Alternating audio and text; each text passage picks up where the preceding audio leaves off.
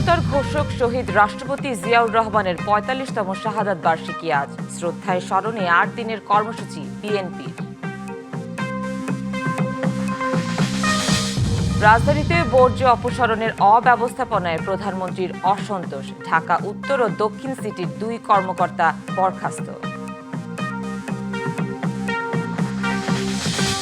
শেষ মুহূর্তে রাজধানীর পশুর হাটে দামের ধসে অবিক্রিত পশু নিয়ে বিপাকে ব্যাপারী ও খামারি, কয়েক কোটি টাকার লোকসান।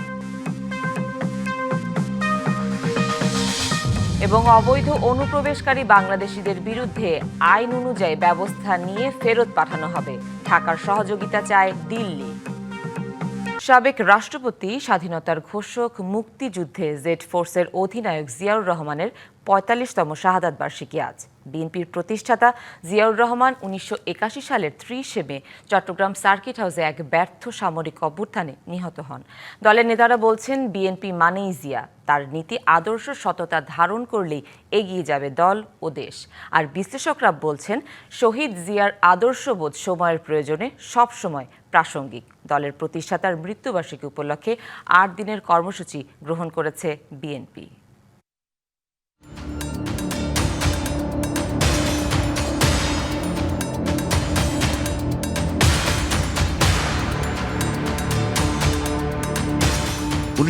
সালে করাচি একাডেমি স্কুল থেকে মাধ্যমিক পাশের পর পাকিস্তান মিলিটারিতে শিক্ষানবিশ অফিসার হিসেবে যোগ দেন জিয়াউর রহমান। ১৯৫৫ সালে পান কমিশন।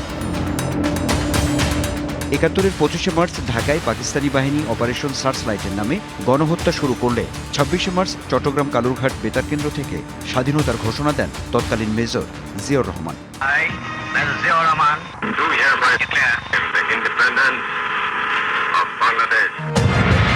তিনটি সেক্টরের সমন্বয়ে জেড ফোর্সের অধিনায়ক হিসেবে যুদ্ধে অংশ নেন মেজর জিয়া। মুক্তিযুদ্ধে বীরত্বপূর্ণ অবদানের জন্য পান বীরোত্তম খেতাব। নিয়োগ পান উপসেনাপ্রধান পদে। ১৯৭৫ সালের ১৫ আগস্টের পর অভ্যুত্থান পাল্টা অভ্যুত্থানে ক্যান্টনমেন্টে টালমাটাল পরিস্থিতি। এরপর ৭ই নভেম্বর সিপাহী জনতার বিপ্লবের মধ্য দিয়ে রাজনীতির কেন্দ্রবিন্দুতে চলে আসেন মেজর জেনারেল জিয়াউর রহমান। ১৯৭৭ সালের ২১শে এপ্রিল রাষ্ট্রপতি হিসেবে অধিষ্ঠিত হন তিনি। পরে জনগণের আস্থা প্রমাণ করতে আয়োজন করেন গণভোটের। লেফটেন্যান্ট জেনারেল হিসেবে অবসর নেন সেনাবাহিনী থেকে।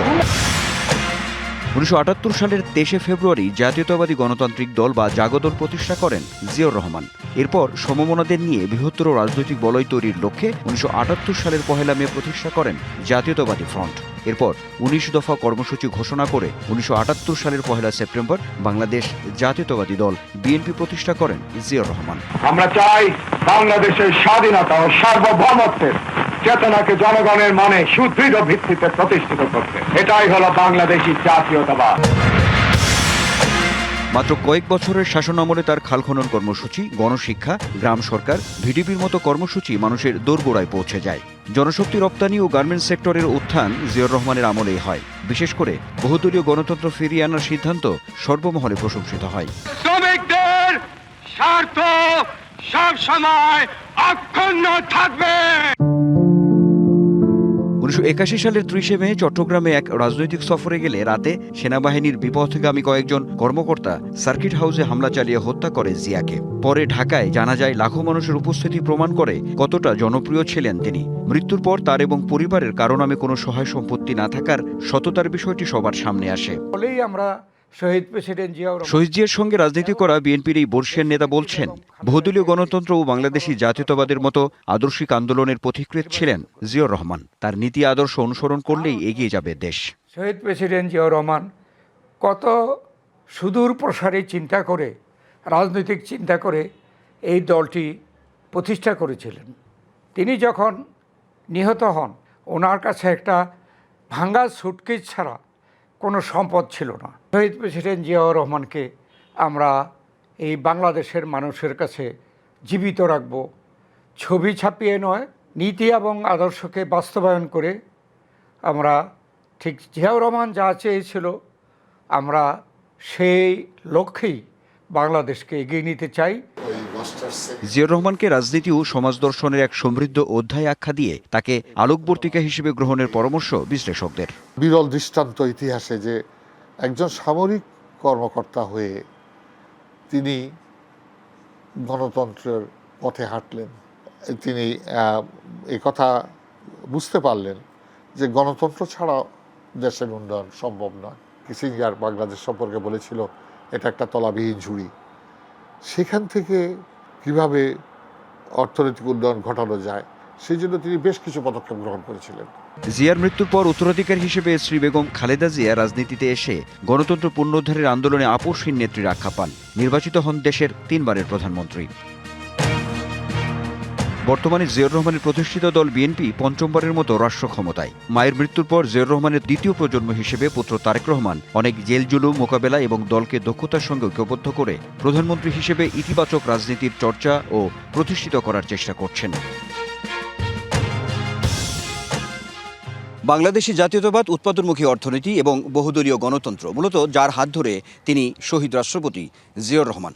বিশ্লেষকরা বলছেন, শহীদ জিয়ার রাজনৈতিক আদর্শ এবং সামাজিক দর্শন শুধুমাত্র অতীত কোনো অধ্যায় নয়, বরং প্রজন্মের পর প্রজন্ম, সময়ের প্রয়োজন এবং সংকটের মুহূর্তে সবসময় সমানভাবে প্রাসঙ্গিক। Anwar Hossain, DBC news, Dhaka. রাজধানীর বিভিন্ন স্থানে কোরবানির পশুর বর্জ্য অপসারণ কার্যক্রম ঘুরে দেখেছেন প্রধানমন্ত্রী তারেক রহমান। এ সময় কয়েকটি জায়গায় আবর্জনা পড়ে থাকায় অসন্তোষ প্রকাশ করেন তিনি। তাৎক্ষণিক ব্যবস্থা নেওয়ার নির্দেশ দেওয়ার পর দায়িত্বে অবহেলার অভিযোগে সাময়িক বরখাস্ত করা হয়েছে ঢাকা উত্তর ও দক্ষিণ সিটি কর্পোরেশনের 2 আঞ্চলিক কর্মকর্তাকে। পাশাপাশি 48 ঘণ্টার মধ্যে আবর্জনা পরিষ্কার ও ডেঙ্গু প্রতিরোধে ব্যবস্থা নিতে ব্যর্থ হলে কর্মকর্তাদের প্রত্যাহার ও শাস্তিমূলক ব্যবস্থা নেওয়ার নির্দেশ দেন তারেক রহমান।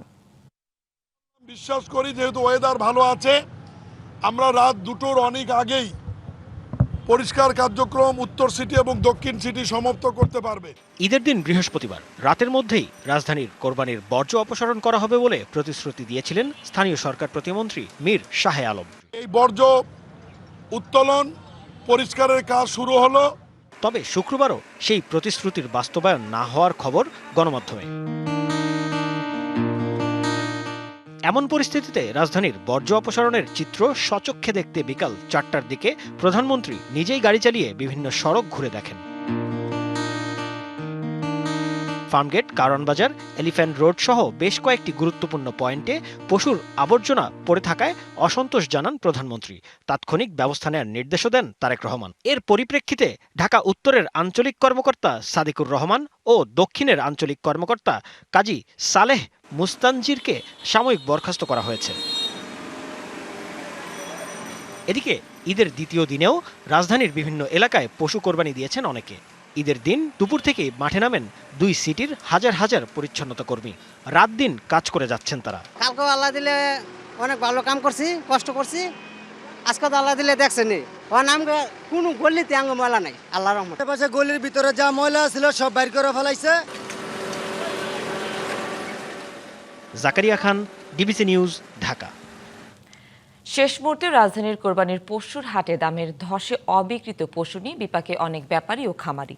লাভ তো দূরের কথা, গরু ছাগল বিক্রি না হয় উল্টো এখন গাটের টাকা খরচ করে পশু নিয়ে বাড়ি ফিরছেন তারা। এতে চরম লোকসানের মুখে অনেক খামারি ও ব্যাপারী। রাজধানীর কোরবানির পশুর হাটগুলোর অন্যতম গাবতলী হাট। তবে এবার ঈদে এ হাটে চাহিদার তুলনায় সরবরাহ বেশি থাকায় অবিকৃত পশুর সংখ্যা চোখে পড়ার মতো। খামারি ও ব্যাপারীরা বলছেন কয়েক কোটি টাকার লোকসান গুনতে হবে তাদের। গরু আনছি 25টা, তার 20টা লো বেচছে, তার 6 লাখ টাকার গরু বেচছে 3 লাখ টাকা, আর 3 লাখ টাকার গরু 1.5 লাখ টাকা বেচছি, আর রয়েছে 20টা গরু বেচা হয়েছে। এরকম এইভাবে বেচে উঠছি, কোনো রকম জানে বাঁচাইছি, আর এই যে 5টা গরু রয়ে গেছে আমার। ছাগলের ব্যাপারী আজিজুল হক অনেকটা করুণ দৃষ্টিতে তাকিয়ে রয়েছে রাস্তার দিকে। তার এই অপেক্ষা ক্রেতার জন্য। বলছেন ছাগল বিক্রি করতে না পারায় ঈদের নামাজও পড়তে পারেননি।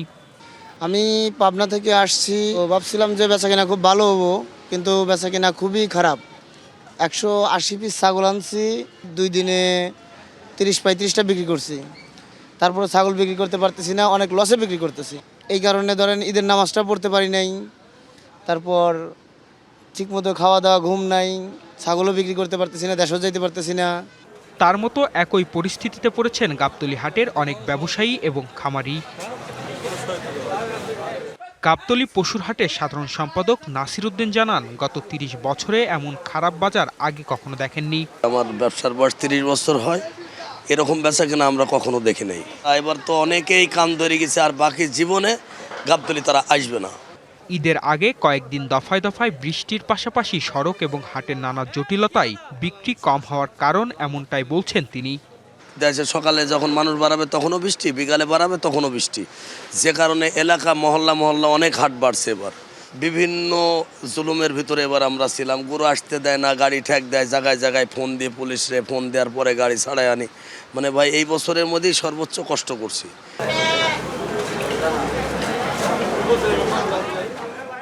ঈদও শেষ, কুরবানিও শেষ, কিন্তু রাজধানীর পশুর হাটগুলোতে এখনও শত শত পশু অবিক্রিত অবস্থায় রয়ে গিয়েছে। দীর্ঘদিনের পরিচর্যা শেষে বিক্রি করতে না পারায় অনেকটাই হতাশ বিক্রেতা এবং খামারিরা। Partha Saha, DBC news, Dhaka.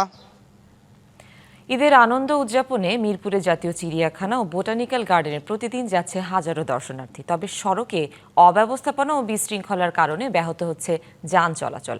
এর ফলে সৃষ্টি হচ্ছে দীর্ঘ যানজটের। এতে আনন্দের চেয়ে বড় হয়ে উঠছে দুর্ভোগ ও ভোগান্তি।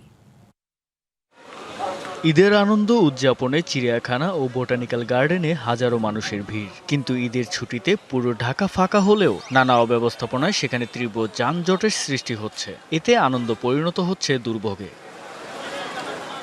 চিড়িয়াখানা অভিমুখী সড়কে সারি সারি গাড়ি, রাস্তার মাঝেই চলছে যাত্রী ওঠানামা, আবার রাস্তা দখল করে বসেছে রকমারি দোকান। এর ফলে ব্যাহত হচ্ছে যান চলাচল। রাইনখোলার ঢাল থেকে এখানে আসতে লাগছে 25 মিনিট, যেখানে আসা যায় 5 মিনিটে। আমরা যেখানে আসছি সবাই মিলে, পরিবার মিলে, মানে জামু যে এই যাওয়ার কোনো সিস্টেম নাই। প্রায় 30 মিনিট উপরে আমরা আটকে আছি। সড়ক দখল করে বাস পার্কিং, দোকান, এলোমেলো ইউটার্ন ও বিশৃঙ্খল যান চলাচলে সৃষ্ট দুর্ভোগে অতিষ্ঠ দর্শনার্থী। আমরা বের হয়েছি সেই হচ্ছে নামাজের পর 2টার সময়, এখন বাজে 5:30 অলমোস্ট। এতক্ষণ সময় জাস্ট আমরা এখানে এসে পৌঁছালাম। মূলত আমাদের এখানে মনে করেন আধা ঘন্টা যাবত এখন বসে রয়েছি। মাঝপথে নেমে হেঁটে আসতে হলো, বাচ্চাদের নিয়ে হেঁটে আসতে হয়। আসলে এটা অনেক বড় একটা ভোগান্তি। সড়ক ব্যবস্থাপনার দায়িত্বে থাকা ব্যক্তিদের দাবি, নির্দিষ্ট রুটের বাস ছাড়াও ঢুকে পড়েছে অন্যান্য যানবাহন, যা বাড়াচ্ছে ভোগান্তি। ওই বাসগুলো ওইখানে থাকে তো সবসময় ওদের। এখন এটা আসলে ট্রাফিক আইন কি বা এটা ওনারা কি পারমিশনে রাখে এটা তো আর সঠিক জানি না। ওইটা ওইভাবে ওইখানে রাখার কারণেও একটা জ্যাম সৃষ্টি হয়। লোকাল গাড়িগুলি অন্য অন্য গাড়ি ঢোকার কারণে এই জায়গাটা প্রচুর জ্যাম হয়ে যায়। যার কারণে আমরা এই জ্যাম ছাড়াইতে ক্লিপ হয়ে যায়, ক্লিপ হইতে আমরা সমস্যা ফেস করতেছি। বিনোদন কেন্দ্রে এমন অব্যবস্থাপনার দ্রুতই প্রতিকার চান দর্শনার্থীরা। জুবাইর হোসেন সজল, ডিবিসি নিউজ, ঢাকা। পদ্মা থেকে উৎপত্তি। রাজশাহীর পবা, দুর্গাপুর ও পুঠিয়ার ভেতর দিয়ে প্রবাহিত হয়ে চলন বিলে গিয়ে মিশেছে হোজা নদী। মুখে মুখে নানা নামে পরিচিত এই নদীতে একসময় ছিল প্রবল স্রোত, প্রাচুর্য ছিল মাছের, নৌ যোগাযোগেও ছিল বিশেষ গুরুত্ব। তবে সবকিছুই শুধু অতীত। দখল আর দূষণে অস্তিত্ব হুমকির মুখে নদীটি। পদ্মা থেকে সরমংলা নামে উৎপত্তি, এরপর মিশেছে ফলিয়ার বিলে, পরে হোজা নাম নিয়ে দুর্গাপুর উপজেলার ভেতর দিয়ে বয়ে গিয়ে পুঠিয়া ও নাটোরের ভেতর দিয়ে মিশেছে চলন বিলে। এই নদী ভরসা ছিল এই অঞ্চলের হাজারো কৃষক ও জেলের। ফসলের সেচে ব্যবহার হতো হোজার পানি, জেলের জাল ভরে উঠত মাছে। আমাদের এই নদীতে পানি থাকে না, সেই জন্য মানুষ ধানের জমিতে আবাদ করতে পারে না, যে ফসল টসল হয় সেই ধরনের আবাদগুলো করতে পারে না। দ্রুত এটা খনন হোক এবং অতীতের সৌন্দর্য বা অতীতের যে কার্যক্রমগুলি ছিল এগুলো আবার চালু হোক। তবে সময়ের স্রোতে বিপন্ন হোজা এখন শুধুই গল্প। রাজশাহী সিটি কর্পোরেশনের বিষাক্ত বর্জ্য হোজা নদীতে মিশিয়ে পানিকে করেছে ব্যবহার অনুপযোগী। দুর্গাপুর অংশে নদীর দুই পাড় দখল করে গড়ে উঠেছে অসংখ্য স্থাপনা। নদীতে ময়লা বর্জ্য ফেলে পৌরসভার ময়লাদ্রব্য আসে বা হাট বাজার দোকানপাটি তারা করে, দূষিত করছে, নদীকে ভর দিচ্ছে, তার সাথে আমাদের জীবনযাত্রার ব্যাহত হচ্ছে। এই নদীটা যদি প্রবাহিত হয় তাহলে জনগণের জন্য খুব ভালো। নদীটি রক্ষায় বারবার পানি উন্নয়ন বোর্ডকে তাগাদা দিলেও ফল মেলেনি অভিযোগ পরিবেশবাদীদের। কোনো রকম কোনো তালবাহানা না করে অতি সত্বর হোজা নদীকে দখলমুক্ত করতে হবে এবং হোজা নদী খনন করে এই যে খরস্রোতার যে পানির যে প্রবাহ ছিল পূর্বে সেই প্রবাহ ফিরে আনতে হবে। যদিও নদীটি খননে উদ্যোগের কথা জানালো উপজেলা প্রশাসন। খনন করা গেলে এটা আসলে আমাদের জন্য খুবই ভালো হবে। আপনারা সবাই জানেন যে বর্তমান সরকার খাল খনন সংক্রান্ত অনেক প্রকল্প গ্রহণ করেছে এবং আমাদের থেকে তালিকাও নিয়েছে। আমরা আশা করছি খুব দ্রুতই হয়তো আমাদের দুর্গাপুরে এই প্রকল্পগুলো আসবে এবং এই প্রকল্পগুলোর মাধ্যমে আমরা আমাদের এই হোজা নদী সংস্কার করতে পারবো। নদীর প্রাণ বাঁচানোর এই উদ্যোগ যেন শুধু কাগজেই সীমাবদ্ধ না থাকে, এমন প্রত্যাশা সবার। Sourav Habib, DBC news, Rajshahi. দেশে ভেনামি প্রজাতির চিংড়ি চাষ বাড়াতে 2019 সাল থেকে 4 বছর হয়েছে গবেষণা। পরীক্ষামূলক চাষে মিলেছে সফলতাও। তবে নানা শর্ত আর প্রতিবন্ধকতার বেড়াজালে সম্প্রসারণ হয়নি বাণিজ্যিক চাষ। রুদ্ধ হয়ে আছে রপ্তানির এক বিশাল বাজার। বিশ্বব্যাপী অর্থনৈতিক মন্দায় যখন দেশি বাগদা চিংড়ির রপ্তানি কমে আসে, তখন চাহিদা বাড়ে তুলনামূলক কম দামি ভেনামি চিংড়ির। প্রতিযোগিতায় টিকে থাকতে তাই 2019 সালে দেশে পরীক্ষামূলক এই প্রজাতি চাষের সিদ্ধান্ত নেয় সরকার। প্রাথমিকভাবে মেলে সফলতাও। প্রতি হেক্টরে বাগদার উৎপাদন যেখানে 8 টন, সেখানে ভেনামি উৎপাদন হয় 20 টন। পাশাপাশি 6 মাসের জায়গায় ভেনামি আহরণ করা যায় মাত্র 3 মাসেই। এই অবস্থায় 2023 সালের জুলাইয়ে দেশে বাণিজ্যিকভাবে ভেনামি চিংড়ি চাষের অনুমতি দেয় মৎস্য অধিদপ্তর। তবে 3 বছরে কেবল 24 খামারি পেয়েছেন চাষের অনুমতি। আমাদের 2টা হ্যাচারিকে অনুমোদন দেওয়া আছে। সারা দেশে যতগুলো খামারকে অনুমোদন দেওয়া হয়েছে তাদেরকে পিএল সাপ্লাই দিচ্ছেন। মৎস্য বিভাগের নানা শর্ত আর উচ্চ ঝুঁকি থাকায় ভেনামি চিংড়ি চাষ সম্প্রসারণ হচ্ছে না অভিযোগ সংশ্লিষ্টদের। আছে পোনা ঘাটতিও। অনুমোদনের ধার না ধরে সবাই কিন্তু আপনার ভেনামি চিংড়ি চাষ করছে এবং অবৈধভাবে পোনা আসছে ভারত থেকে। যারা অনুমতি চাইছে তাদেরকে আটকে রাখছে, কিন্তু বিনা অনুমতিতে কিন্তু এটা দেশের বাজার সয়লাভ করে ফেলেছে। অবৈধ পথ ঠেকাতে গেলে আমাদের বর্ডারগুলো থেকে যে পোনাটা আসে ওটা বন্ধ করতে হবে। দ্বিতীয়ত আমাদের এখানে ভালো মানের পোনা উৎপাদন করলে, দাম কম পেলে তখন অবৈধটা বন্ধ হয়ে যাবে। তবে মৎস্য বিভাগের দাবি, ভেনামি চিংড়ি চাষে খামারিদের প্রয়োজনীয় সহায়তা দিয়ে যাচ্ছেন তারা। 12,000 মেট্রিক টন আমরা বেনামি চিংড়ি রপ্তানি করতে পেরেছি। যে বেনামি রপ্তানিতে মানে কোনো ধরনের এখন পর্যন্ত কোনো বাধা নেই। 2021 সালে দেশে উৎপাদিত ভেনামি চিংড়ি প্রথমবার আরব আমিরাতে রপ্তানি হয় প্রতি কেজি $6.5 দরে। এরপর থেকে থমকে যায় রপ্তানি। তবে সংশ্লিষ্টদের আশা, রপ্তানি বাড়াতে সরকার কার্যকর পদক্ষেপ নেবে। DBC news desk. ফেনীর ফুলগাজী উপজেলার ঐতিহ্যবাহী শিক্ষা প্রতিষ্ঠান ধর্মপুর এডুকেশনাল অ্যাসিস্টের প্রাঙ্গণে প্রতিষ্ঠার 61 বছর পর অনুষ্ঠিত হয়েছে বর্ণাঢ্য আনন্দঘন ঈদ পুনর্মিলনী। দিনব্যাপী এই অনুষ্ঠানের মিডিয়া পার্টনার ছিল টেলিভিশন চ্যানেল ডিবিসি নিউজ। শুক্রবার দিনব্যাপী প্রাক্তন শিক্ষার্থীদের পদচারণায় মুখরিত হয়ে ওঠে পুরো স্কুল ক্যাম্পাস। আসুন পুনর্মিলনের এই বন্ধন করি অনন্ত সম্পর্ক, এই স্লোগানকে বুকে ধারণ করে দূর দূরান্ত থেকে ছুটে আসেন 6 দশকের সাবেক শিক্ষার্থীগণ। অনুষ্ঠানের শুরু হয় আলোচনা ও প্রাক্তন শিক্ষার্থীদের স্মৃতিচারণে। অনুষ্ঠান শিক্ষা প্রতিষ্ঠানের 1972 সালের ব্যাচ দিদারুল করিম কোহিনুরের সভাপতিত্বে আয়োজিত অনুষ্ঠান উপস্থাপন করেন প্রাক্তন ছাত্র আবুল কালাম আজাদ ও নিজামুদ্দিন। দিনব্যাপী এই উৎসবকে মুখরিত রাখতে আয়োজক কমিটির পক্ষ থেকে ছিল চমৎকার সব আয়োজন। বিভিন্ন ব্যাচের প্রতিনিধিদের স্কুল জীবনের অম্লান মধুর স্মৃতিচারণ, জনপ্রিয় শিল্পীদের পরিবেশনায় সাংস্কৃতিক অনুষ্ঠান পরিবেশনা ও আকর্ষণীয় র্যাফেল ড্র।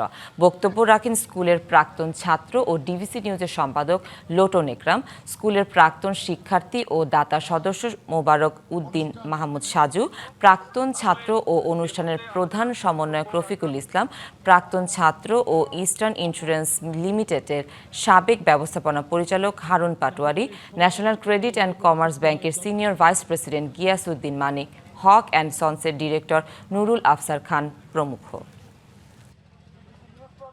এখানে 1972 ব্যাচ থেকে শুরু করে 2025 পর্যন্ত প্রায় 300 জন ছাত্রছাত্রী প্রাক্তন ছাত্রছাত্রী রেজিস্ট্রেশন করেছে। সামনের দিনগুলোতে এই প্রোগ্রামটা আমরা প্রতি বছর চলমান রাখি। স্কুলের সাবেক ছাত্রদেরকে পুনর্মিলনের জন্য যারা এই ইনিশিয়েটিভটা নিয়েছেন তাদেরকে ধন্যবাদ জানাচ্ছি। এই মিলন মেলাটি যাতে পাঠ্যবহ হয় এবং ভবিষ্যতে যাতে এই শিক্ষা প্রতিষ্ঠানের শিক্ষার মান এবং গুণে এটার প্রভাব পড়ে। বাংলাদেশ থেকে অনুপ্রবেশকারীদের তালিকা করা হয়েছে এবং ভারতীয় আইন অনুযায়ী তাদের বিরুদ্ধে ব্যবস্থা নেওয়া হবে, এমনটাই জানিয়েছেন ভারতের পররাষ্ট্র মন্ত্রণালয়ের মুখপাত্র রণধীর জয়সওয়াল। বলেন শিগগিরই তাদের বিতাড়িত করা হবে। এই বিষয়ে বাংলাদেশ সরকার পূর্ণ সহযোগিতা করবে বলে আশার কথা জানান তিনি। ভারতে অবৈধভাবে বসবাসকারীদের বিরুদ্ধে আইন অনুযায়ী ব্যবস্থা নেওয়া হবে। আর এখন পর্যন্ত ২৫০০-এর বেশি অবৈধ বাংলাদেশি অনুপ্রবেশকারীর খোঁজ মিলেছে। শিগগিরই তাদের বিতাড়িত করা হবে। আশা করি এ বিষয়ে বাংলাদেশের সরকার পূর্ণ সহযোগিতা করবে। সংবাদ এই ছিল এখনকার মতো। ডিবিসি নিউজের সংবাদগুলো পড়তে ভিজিট করুন dbcnews.tv আর ভিজিট করুন ডিবিসি নিউজের ফেসবুক পেজ এবং ইউটিউব চ্যানেল। সাথেই থাকুন।